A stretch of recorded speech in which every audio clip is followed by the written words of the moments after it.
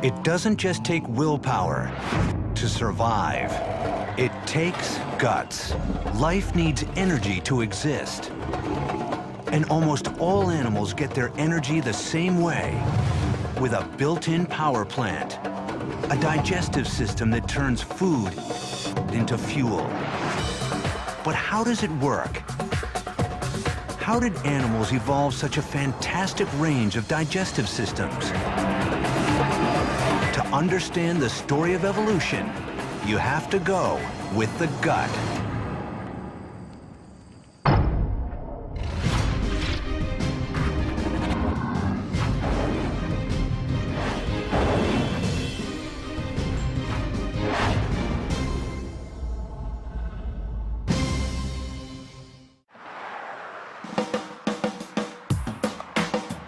This is no ordinary night out for dinner. Oh, here it comes, ladies and gentlemen!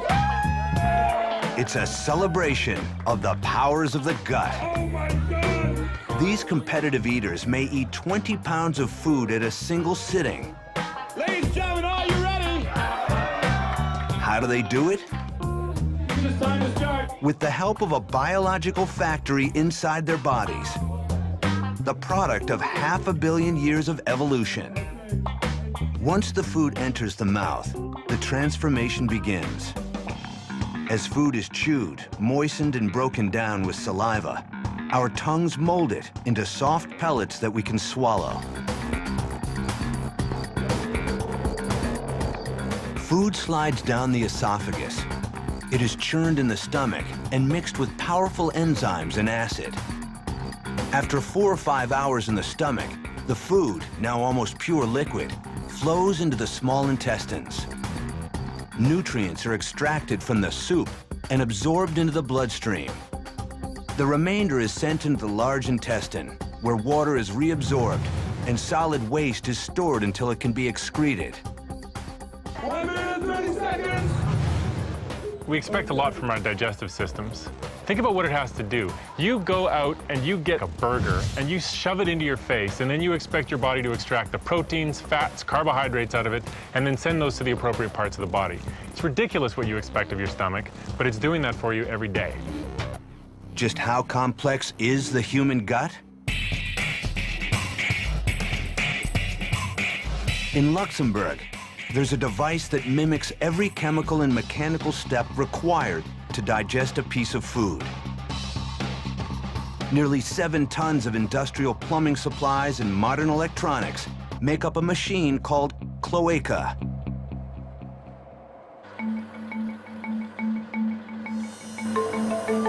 It is a machine that eats, that digests, and it goes through all the same process that we have in our body.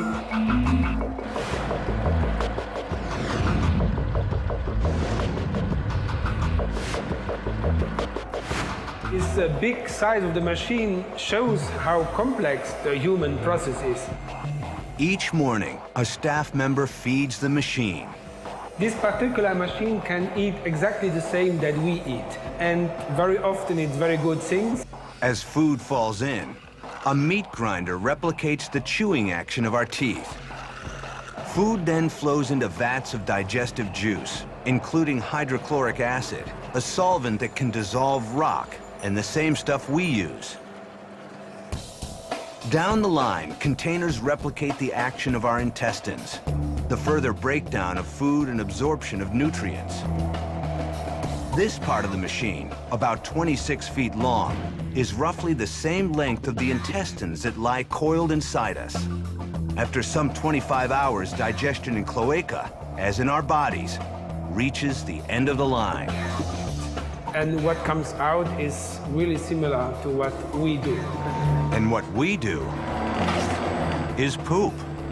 It stinks, but that's what was the purpose of this machine.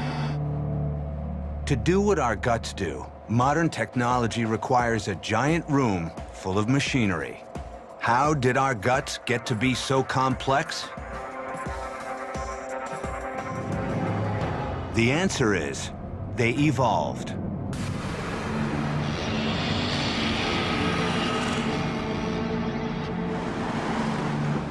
Life today is the result of billions of years of changes, mutations, and natural selection. But through all the years and all the species, one need has remained constant. To survive, every organism on Earth must have energy. To get it, animals steal it from other kinds of life, eating plants, microbes, or other animals. But once they've had their meal, they must break it down to acquire the energy and raw materials they need to grow and survive. And for most animals, that breakdown happens in a gut.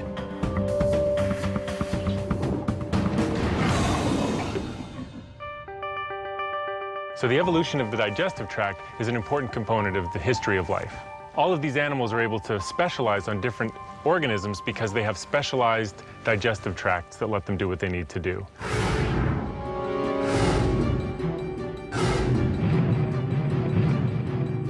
The earliest ancestors of animals had no mouths or stomachs. They were microorganisms that simply engulfed each other for energy. Then, some 575 million years ago, life got interesting. Frozen in time, on what today is the coast of Newfoundland, organisms unlike anything alive today. These were the planet's first multicellular life forms, the Ediacarans, things so mysterious that researchers have been unsure if they were plants or animals. Some of them are tiny, but some of them range up to 2 meters in size.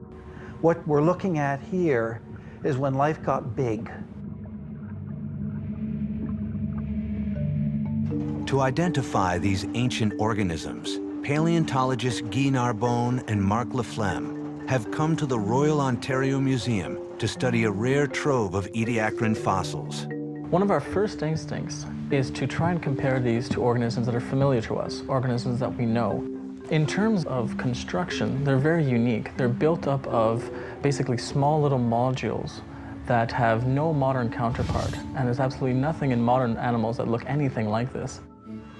Some Ediacarans were fern-like, while others were disc-shaped and lied flat on the sea floor.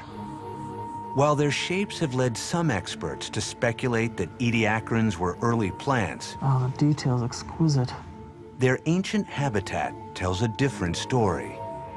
More than 500 million years ago, the site where these Ediacarans died was a very different world. And the one thing that tells us that they most definitely were not plants is the environment.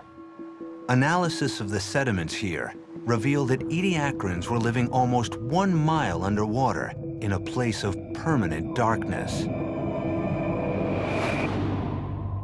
There wouldn't have been enough light down there to read the headline in a newspaper, let alone have active photosynthesis like a plant needs. They may have looked like plants, but their ability to thrive in a sunless world has led Narbonne and Laflemme to conclude that Ediacarans were actually animals, the very first on Earth. If they were animals, how did they eat? These are the first large feeders in Earth history, and they got their food from the water. We don't see any evidence that any of them could move. They had no muscles, no guts, no eyes, no brains. They simply absorbed food from the water column and then transmitted it to the rest of the organism. Fixed to the sea floor, they could not search for food. Ediacarans competed for it by getting bigger. They were trying to maximize their surface area. How much of their body was actually in contact with water so that they could maximize the amount of nutrients that were absorbed in that way. For 30 million years, Ediacarans dominated the seas. But then, in a sudden evolutionary shift, life on Earth changed forever. The Ediacarans disappeared, devoured, it's thought, by new kinds of animals equipped with new kinds of organs and a whole new way of eating. for the first time in the history of life, Earth got guts.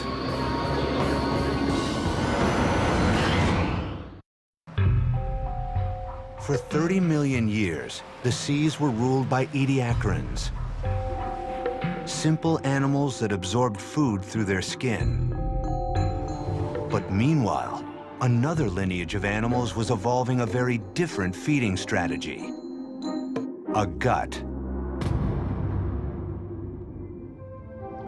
The first guts may have looked like the ones in jellyfish today.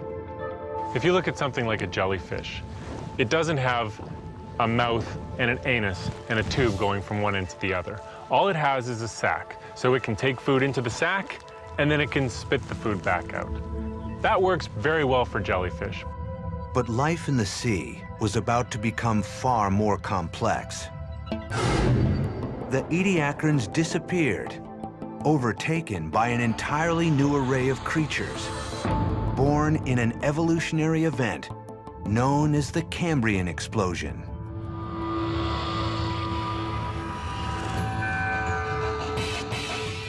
This chapter represents a quantum leap. This is probably the most important evolutionary event in the history of our planet. With the advent of predators, we basically start off with an arms race. As we start developing organisms that are building sophisticated teeth and means of biting and chewing and eating things, we also start developing organisms that have a means of protecting themselves against that.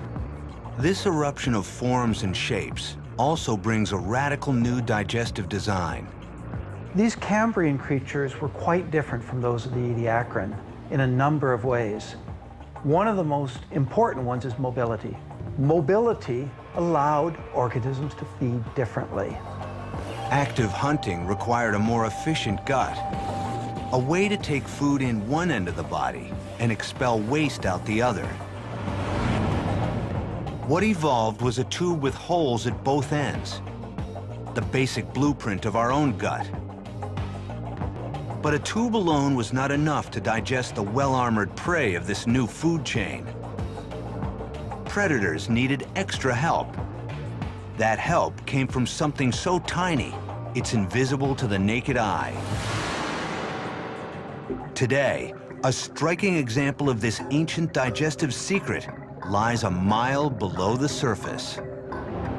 Deep in the Pacific Ocean, scientists from the Monterey Bay Aquarium Research Institute, piloting an unmanned submersible, found a whale carcass. More interesting than the bones were the feathery plumes coating them. When I first found them, I was really intrigued. This was clearly an animal that had never been seen before. These plumes were actually a bizarre new type of marine worm, an animal with no mouth and no teeth that somehow has evolved to eat whalebone. To make sense of this digestive oddity, specimens were sent to Greg Rouse at the Scripps Institution of Oceanography. I spent a lot of time dissecting the bones to get the worms out and studied them very carefully to try and understand their anatomy. What was really interesting was that we couldn't find any gut. There was no mouth, there was no digestive system. So we were really intrigued as to how these worms were able to get their nutrition. Without a digestive system, how could these worms eat solid bone? When we started to dissect open these roots, to look at them very closely, they were full of bacteria. And this gave us a vital clue. Rouse discovered that the worms themselves weren't eating the whalebone, but slowly burrowing inside it. The worms were providing access to the whalebone for the bacteria. They were drilling into the bone and taking the bacteria down in their roots. Though Rouse is still investigating exactly how they do it, it's clear the bacteria are digesting the proteins and fats in the whalebone. These bacteria were working with the worms in a symbiotic relationship, breaking down the whalebone, and in turn, the worms were then eating the bacteria. So they didn't need a gut, they were actually deriving all of their nutrition through these bacteria that were devouring the whalebone for them. Long ago, bacteria, the very first life on Earth, evolved enzymes to break down all manner of organic material. When the first animals emerged, bacteria would find shelter in their guts. In return, bacteria broke down the food that animals could not digest themselves. So one of the intriguing questions that we have is how this cooperation could have evolved.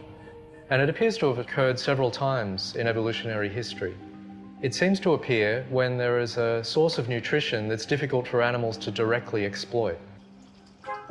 Over 500 million years later, bacteria are still essential for digestion in nearly all animals. We carry some 10 trillion microbes in our own guts, which help us extract nutrients from our food. Bacteria were essential for digestion in one of the animal kingdom's most successful lineages.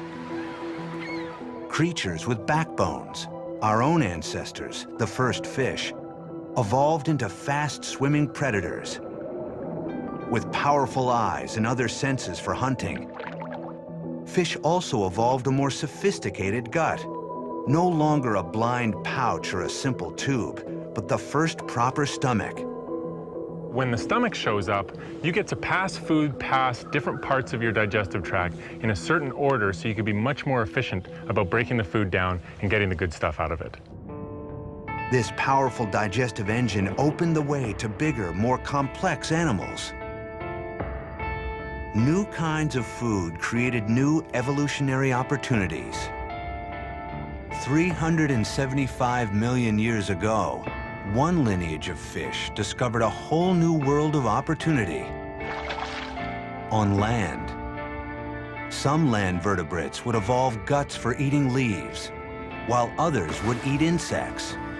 They, in turn, would be eaten by other animals. Eventually, the biggest guts on dry land would evolve to fuel one of evolution's great triumphs: the dinosaurs.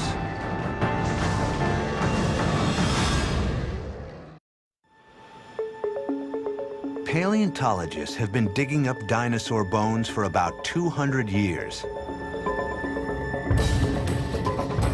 The fossils they study tell us a lot about what dinosaurs looked like and something of how they acted. But so much of their biology, what they ate, how they digested and fueled themselves, remains a mystery. Internal organs, things like stomachs and intestines, don't typically fossilize. There are no hard parts in these organs. And so when we look for evidence of what dinosaur digestive systems were like, we have to look to other lines of evidence. For modern paleontologists like Matt Lamana, understanding dinosaur digestion is vital to understanding their biology. And like any successful investigation, this one relies on hard evidence. Specimens of dinosaurs, like this Psittacosaurus here, have been found with piles of rocks inside their rib cages. Now, why a dinosaur would have a pile of rocks inside its stomach might not be clear at first, until we look at the living descendants of dinosaurs, birds. Well, I'm here on a beautiful chicken farm, surrounded by chickens. What I'm doing here is feeding these chickens grain. Now, this grain is pretty tough stuff, and so to digest it properly, the birds need a way to break it into little bits. They can't do that with teeth. Birds lost their teeth long ago in their evolutionary history. But these chickens have solved that problem a different way by using what are called gastroliths. Gastroliths are small stones that birds intentionally swallow along with their food. Lodging in the gizzard, a digestive organ, the stones act like teeth. Food enters the gizzard, which houses the gastroliths.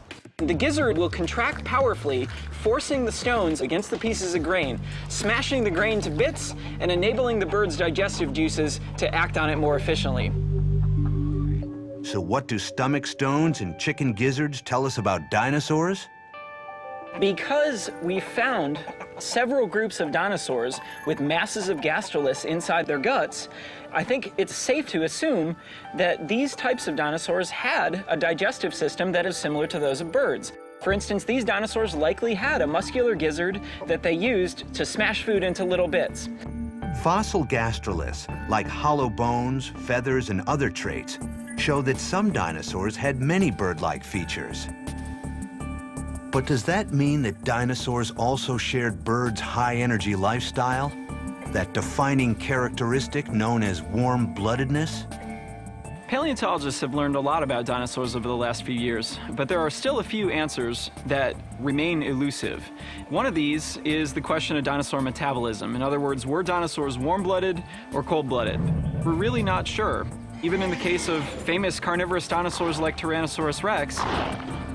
To answer this fundamental question, paleontologists have been comparing dinosaurs like T-Rex to its living relatives. On the evolutionary tree, tyrannosaurs sit between their crocodile and bird cousins. To many experts, they are less like birds and more like cold-blooded crocs and alligators, able to fast for long periods between meals and then binge voraciously, swallowing giant pieces of meat and bone, holding it all in their gut for days as enzymes break it down. But some remarkable new evidence into T-Rex's digestion is shedding light on what the king of dinosaurs was really like.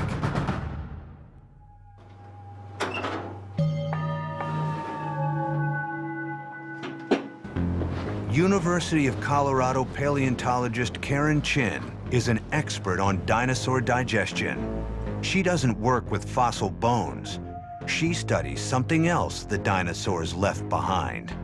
What you see in front of you right here look like just a bunch of large irregular rocks, but these are very special rocks because these are actually fossilized dinosaur feces. Fossil feces are actually called coprolites, and they can tell you quite a bit about ancient animals. Dinosaur coprolites are rare, but each one can reveal important clues to how dinosaur digestion actually worked. The recent discovery of 2 large tyrannosaur droppings has allowed Chin to make some surprising discoveries. To see what the tyrannosaurs were eating, Chin looks inside a piece of the mineralized dung. The specimen is packed with telling clues. This is a piece of a bone fragment here. These white circles show where there were blood vessels going through the bone, and the pattern tells us a lot about the victim, the animal that was eaten. The evidence suggests that these are the remains of a large plant-eating triceratops. But more important than what the tyrannosaur ate was how it ate. The interesting thing is that they did have quite a bit of bone in them, indicating that they were not picking around, avoiding tooth-to-bone contact. They were just munching anything. At first glance, the presence of bones confirmed that tyrannosaurs had cold-blooded eating habits. Karen Chin made a remarkable discovery, and that was that the bone chunks that were in the coprolite were rounded. They were acid-etched. This is something we see in crocodilians today. So these are animals that can take bones that they ingest and actually get sustenance from them. Most animals can't do that. But inside the second tyrannosaur coprolite, Chin found a different clue. These kind of soft-looking cells here are fossilized muscle tissue. To me, the most interesting thing about the Tyrannosaur coprolites is the presence of the muscle tissue inside. Fossilized muscle tissue in the coprolites indicates that this passed through the gut of the Tyrannosaur relatively rapidly. In other words, they didn't hold their food for long periods of time like a crocodile can. This evidence contradicts earlier theories and suggests that T-Rex may have had a fast digestive tract, more like a warm-blooded bird or mammal than a reptile. Fast digestion would also mean a fast metabolism, something that requires constant fuel. This animal had to have been eating just a remarkable amount of flesh and bone. This is not like an alligator, an animal that can feed once every several months. This is an animal that had to feed much more frequently than that. No doubt T-Rex had croc-like ferocity. but mounting evidence suggested it needed to eat frequently like birds and mammals. Now, I personally favor that dinosaurs had a metabolism greater than that of living reptiles. In other words, they were at least somewhat warm-blooded. We may actually find that they weren't crocodile-like, they weren't mammal-like, they had their own very unique physiology. Seeming to possess digestive traits of both reptiles and mammals, tyrannosaurs had evolved the guts that helped them dominate the food chain. Yet ironically, the gut that made T-Rex successful may have also led to its doom. 65 million years ago, a giant asteroid slammed into the Earth. In the cataclysms that followed, T-Rex and other big dinosaurs faced a massive food shortage. When that asteroid hit the Earth and all of the animals that it was feeding on started disappearing, Tyrannosaurus rex was stuck. It was big, it needed meat, and there was just nothing it could do to pass on its genes. The big dinosaurs went extinct. But not all animal life would succumb to the destruction. Small mammals would survive by burrowing underground. When they began to emerge, their dinosaur predators were gone. But they weren't alone or safe. Another creature had evolved the same survival strategy and some very extreme feeding habits.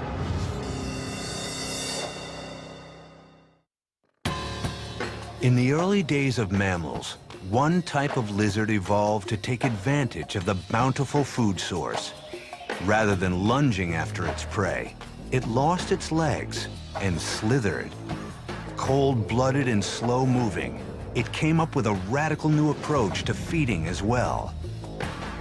The snake doesn't chew its food. It doesn't have the teeth or jaws for that job.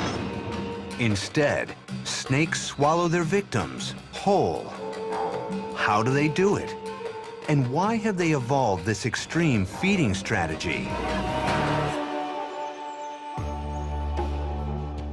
At the University of Alabama, Stephen Secor is investigating the evolution of Burmese pythons.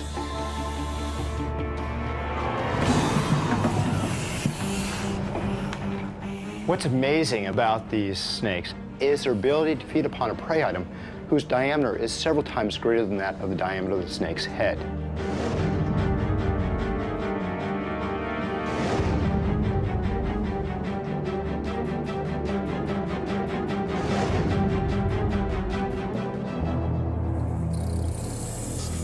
This snake can swallow whole animals because its digestive tract makes up almost 90% of its body.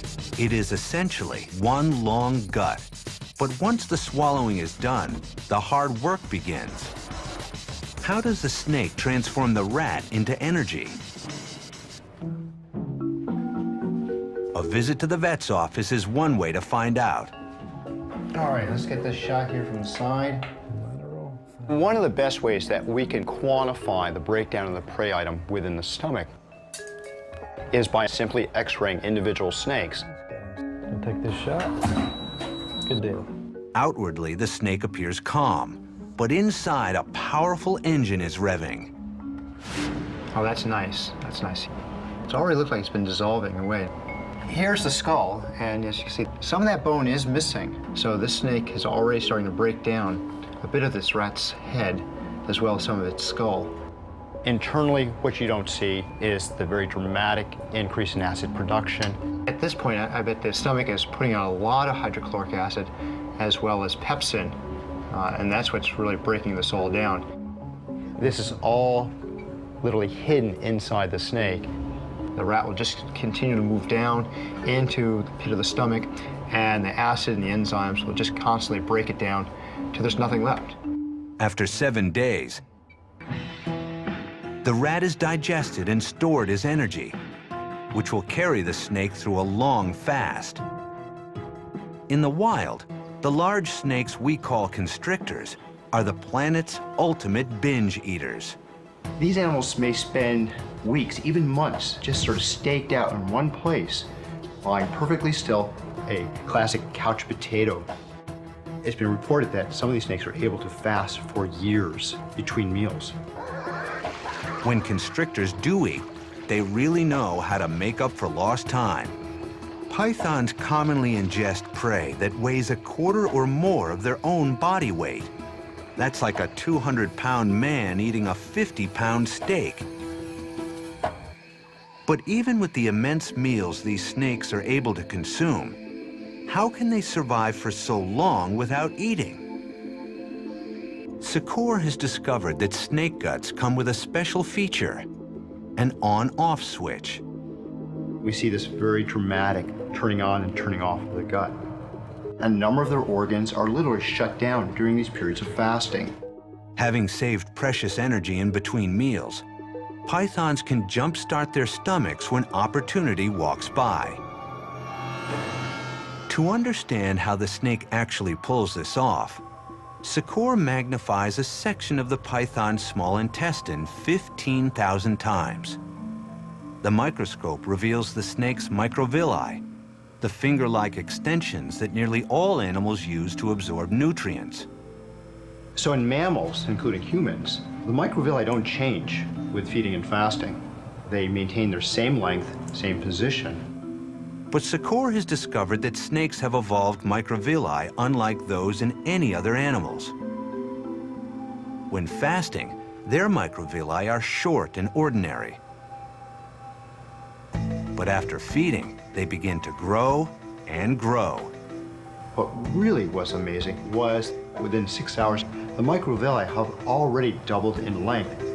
Within a day after feeding, the microvilli have increased anywhere from 6 to 7-fold in length, and that's unheard of in any other organism. As the microvilli grow, they increase the surface area of the small intestine exponentially. And the rat, that has been turned into liquid energy by enzymes and stomach acids, is thoroughly absorbed by the snake. After 7 days, the process is complete, and microvilli shrink back down. We can do a lot of studies in the lab to figure out how things occur. How is it that the intestine turns on and turns off? But the real question is why? Why do these traits exist? In a world where your prey is faster than you are, conserving energy is vital for the constrictors. It's a very nice evolutionary mechanism to basically expend longer periods of time without eating, letting their stored energy fuel their metabolism. And it's just a good strategy for feeding, for digesting, for surviving. Snakes aren't the only animals that have evolved extreme guts to cope with a difficult diet. 20 million years ago, in the Miocene epoch, a global cooling trend led to some dramatic environmental shifts. There was a huge change where big forests all of a sudden turned into grasslands. And so animals that were very, very good at browsing on trees that had been doing great up until the Miocene, there was all of a sudden a very, very new set of rules about what was good and what was bad. For the herbivores that browsed on leaves and forest plants, their old food supply was dwindling, and in many areas, being replaced by a virtually unlimited one: grass. But eating grass posed serious problems back then. It offered little cover from predators, and even more fundamental, grass was virtually indigestible. Grass might be plentiful in a grassland, but it's very, very hard to eat. It's hard to eat because it's got very little nutrient in it. What nutrient it does have is bound up in undigestible, starchy cellulose material. But some mammals evolved a solution. Ruminants, including the cow, live today on a diet of grass. What was their digestive solution?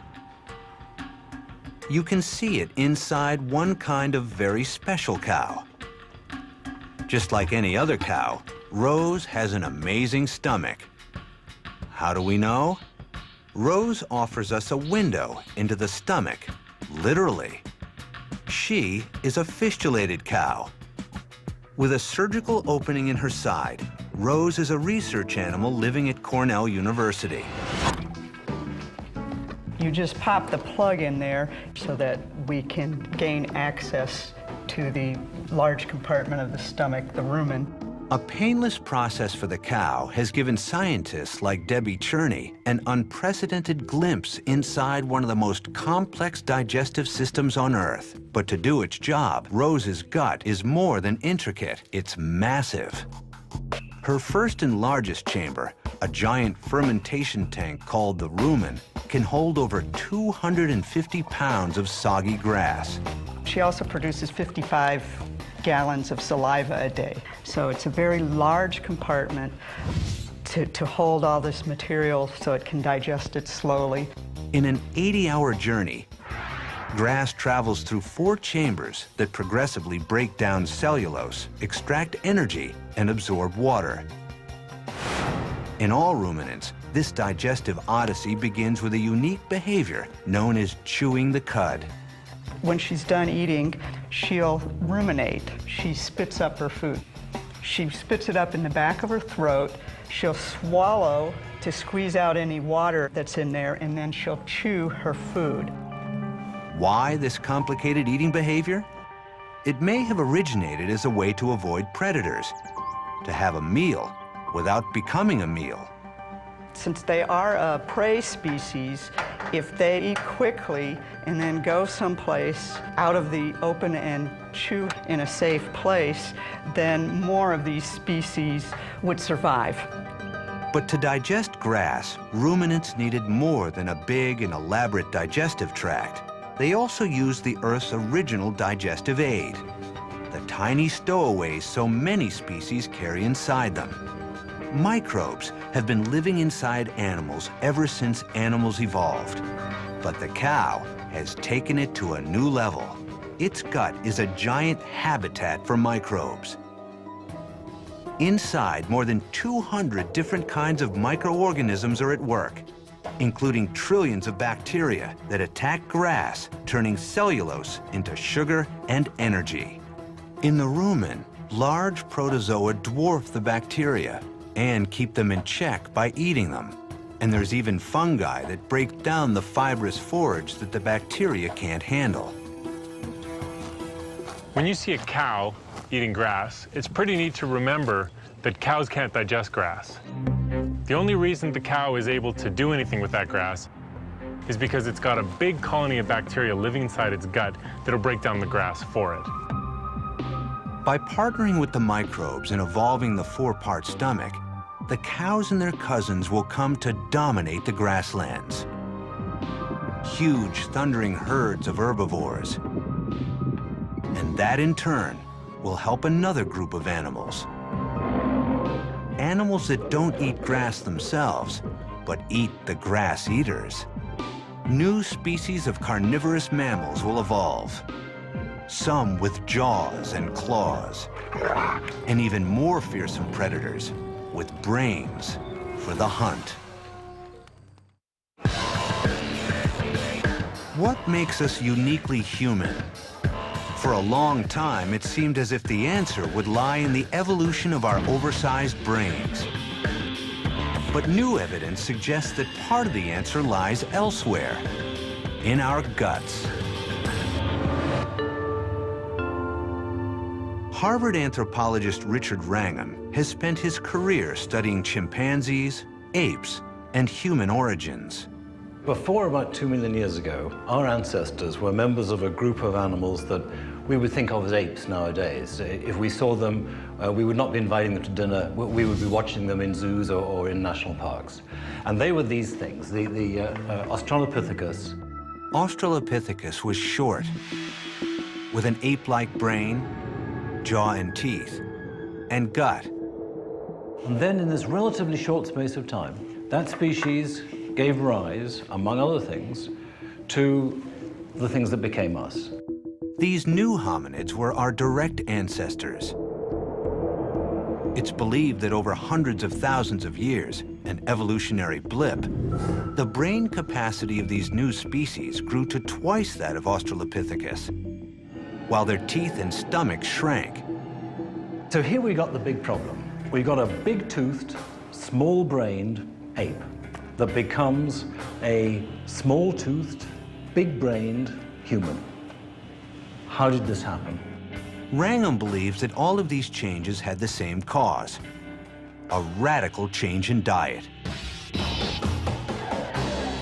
There's this fascinating question about what is the relationship between diet and the size of the brain. Where do you get the energy to fuel the big brain? Each organ in the body demands its share of energy. The digestive tract and brain are particularly greedy. If a species could evolve smaller guts, maybe it could evolve bigger brains. How did our ancestors shift from big guts to little ones? Conventional wisdom says these guys learned two things. They learned to get more meat, and they learned to use tools to get at the meat. We know they were using tools like this to cut the meat. And probably this same kind of tool could be used to pound the meat, give you something more like steak tartare, and that would make it much easier to eat.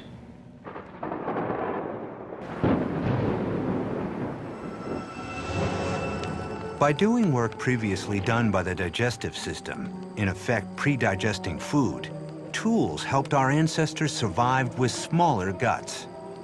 But Wrangham believes that an even more potent technology transformed digestion.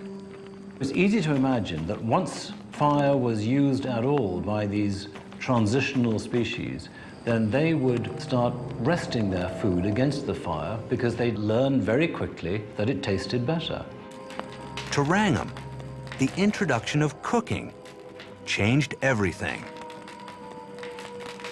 It allows us to get more energy out of our food with less effort. I think you can regard it as one of the greatest improvements in the quality of the diet in the history of life, and certainly among all the primates. How could this new technology, cooking, give us bigger brains? To test his theory, Wrangham is collaborating with an expert in animal digestion, Stephen Secor. They've devised a simple experiment to see if there is any difference in the amount of energy it takes to digest cooked versus raw food. The guinea pigs for this experiment are two hungry Burmese pythons, test subjects that have no problem digesting raw or cooked meat. After the snakes are fed two equal-sized pieces of steak, one raw, one cooked, they are placed in containers. As air flows in and out of the Tupperware, the amount of CO2 exhaled by the snakes will show how hard each snake is working to digest its meal. What we found is that compared to the raw steak meals, that cooked steak reduced the cost of digestion by about 12.5%. So that supports the hypothesis that a cooked meal is going to reduce the cost of digestion. Wrangham argues that for early humans, the benefits of eating cooked meat was transformative. We think that once you start cooking, you are able to get 10, 20, 30, 40, maybe 50% more calories out of your food. Over time, evolution favored individuals with smaller guts. They're not carrying all this useless material that is diverting energy away to the gut, and it could be used for the brain. So this is the raw material of evolutionary success. This is how you make more babies. This is how you invest in your body and resist disease better. It's how you survive longer.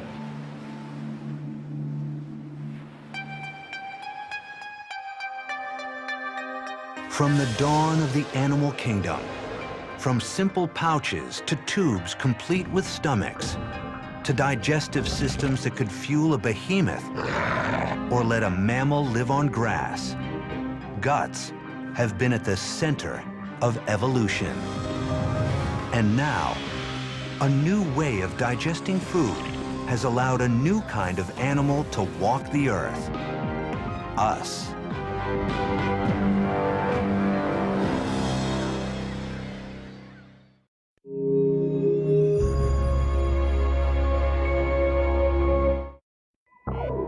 doesn't just take willpower to survive.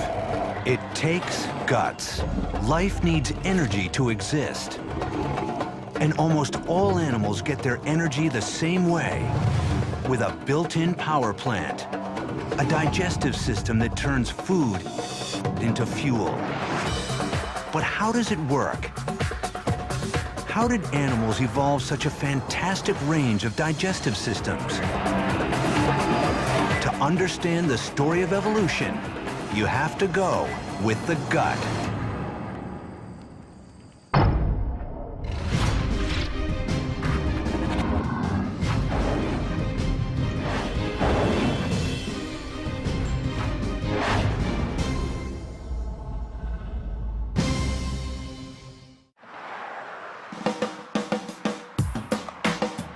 This is no ordinary night out for dinner. Oh, here it comes, ladies and gentlemen. It's a celebration of the powers of the gut. Oh my God. These competitive eaters may eat 20 pounds of food at a single sitting. Ladies and gentlemen, are you ready? How do they do it? It's time to start. With the help of a biological factory inside their bodies. The product of 500 million years of evolution. Once the food enters the mouth, the transformation begins. As food is chewed, moistened, and broken down with saliva, our tongues mold it into soft pellets that we can swallow. Food slides down the esophagus. It is churned in the stomach and mixed with powerful enzymes and acid. After 4 or 5 hours in the stomach, the food, now almost pure liquid, flows into the small intestines. Nutrients are extracted from the soup and absorbed into the bloodstream. The remainder is sent into the large intestine, where water is reabsorbed and solid waste is stored in